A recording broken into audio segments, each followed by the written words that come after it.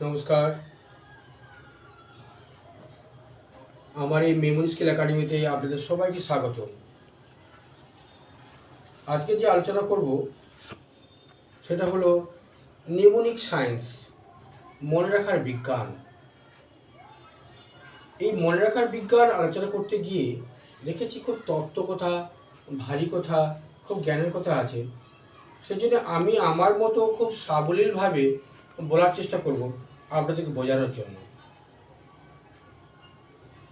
যেটা দিয়ে আমার নিজের পড়াশোনার জায়গায়, ছোটদের পড়াশোনার জায়গায় বুঝতে বা মনে রাখতে সুবিধা হবে। দেখুন, প্রত্যেকের একটা চেনা জানা জগৎ আছে। প্রত্যেকে তার চেনা জানা জগৎ থেকে সে তার প্রশ্নের উত্তর দেয়। বিষয়টা বোঝানোর জন্য একটা উদাহরণ দিই।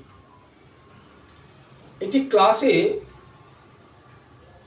শিশুদেরকে প্রশ্ন করা হয়েছিল, মাছ কোথায় থাকে? কেউ উত্তর দিল, মাছ জলে থাকে। কেউ বলল, মাছ বাবার বাজারের ব্যাগে থাকে। কেউ বলল, মাছ পাড়ায় আসা মাছ বিক্রেতার জল ভর্তি হাঁড়িতে থাকে। অর্থাৎ বিভিন্ন শিশুর উত্তর বিভিন্ন রকম হয়েছে। এখন প্রশ্ন হতে পারে, কার উত্তর সঠিক? সেখানে মনে হতে পারে যে ওই যে ছেলেটি বলেছে মাছ জলে থাকে, তার উত্তরটি সঠিক। কিন্তু প্রত্যেকের উত্তর সঠিক, কারণ প্রত্যেকটা শিশুর চেনা জানা জগৎ ওইখান থেকে শুরু হয়।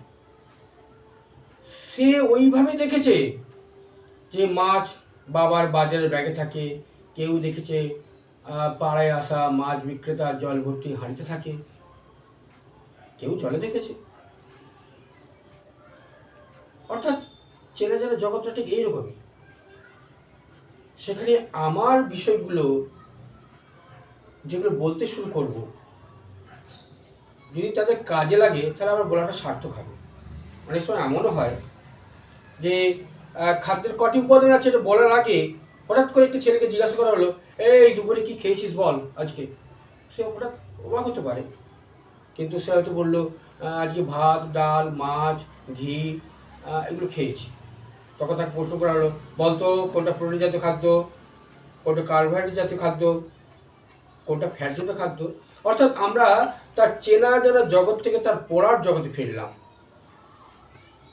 অর্থাৎ আমি সবসময় একটা মনে রাখার কথা বলতে থাকি। কারণ আমরা জানি এই যে পরীক্ষায় ভালো ফলাফল বেশ কয়েকটি কলামের উপর দাঁড়িয়ে থাকে। যেমন মনে রাখার ক্ষমতা, মনোসংযোগ, আত্মবিশ্বাস।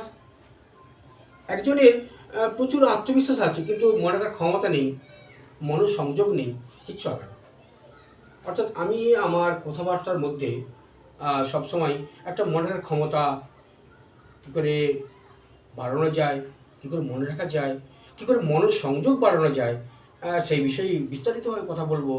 একটার পর একটা বিভিন্ন এপিসোডের মধ্যে দিয়ে, বিভিন্ন ছোটো ছোটো উদাহরণের মধ্যে দিয়ে। অর্থাৎ আমি একটা মাইন্ড ট্রেনিংয়ের দিকে একটু এগোচ্ছি।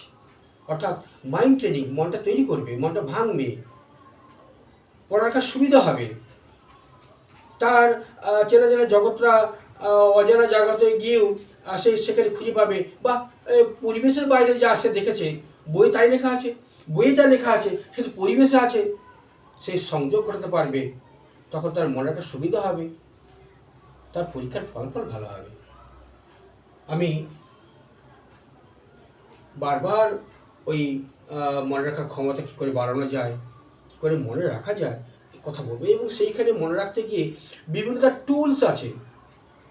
একে একে সেটা হচ্ছে অ্যাক্রোনিমস হতে পারে, সেটা অ্যাক্রোস্টিক্স হতে পারে, অ্যাসোসিয়েশন হতে পারে, লিঙ্ক হতে পারে, কোড হতে পারে।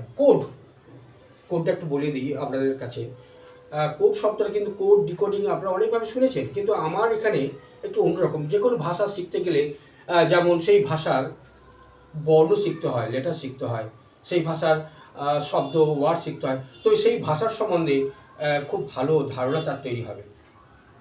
মেমোরি ল্যাঙ্গুয়েজ হলো একটা ভাষা, একটা জগৎ, যেখানে তার বর্ণ হলো এই কোড। কোডের সাহায্য নিয়ে আমরা কিভাবে আমরা দ্রুত বিষয়টা পড়াশোনা করতে পারবো, দ্রুত বিষয়টা মনে রাখতে পারবো, সেটাকে হেল্প করবে। আসলে এই যে হেল্প কথাটা বলছি, আমরা সবাই জানি যে সকালে হাঁটলে শরীর ভালো থাকে। কতজন আমরা হাঁটি বলুন তো? পড়াশোনার পর যদি সংক্ষেপ বিষয়টা লিখে ফেলতে পারি, পড়াশোনাটা ভালো মনে থাকবে, এটা আমরা সবাই জানি। তাহলে তো এত কিছু বলার দরকার হতো না। পড়ার পর যদি সংক্ষেপে বিষয়টা লিখে ফেলা যায়, খুব মনে রাখাটা খুব সহজ হয়ে যায়। কিন্তু অনেক সময় সেটা হয়ে ওঠে না। সেই জন্যে আমার এই মাইন্ড ট্রেনিং, সেই জন্যে আমার এই নেমোনিক সায়েন্স। নেমোনিক শব্দের অর্থ হচ্ছে আর্টিফিশিয়াল এইডস টু মেমোরি। সবসময় বাইরে থেকে আমরা সাহায্য নেবো মনে রাখার জন্য। বিভিন্ন উদাহরণ দিয়ে বিষয়টা বিভিন্ন এপিসোডে আপনাদেরকে বলতে থাকবো। আপনারা দেখতে থাকুন। আর আপনাদের কেমন লাগছে অবশ্যই জানাবেন। কিন্তু পরের এপিসোডে আপনাদের সঙ্গে আবার দেখা হবে।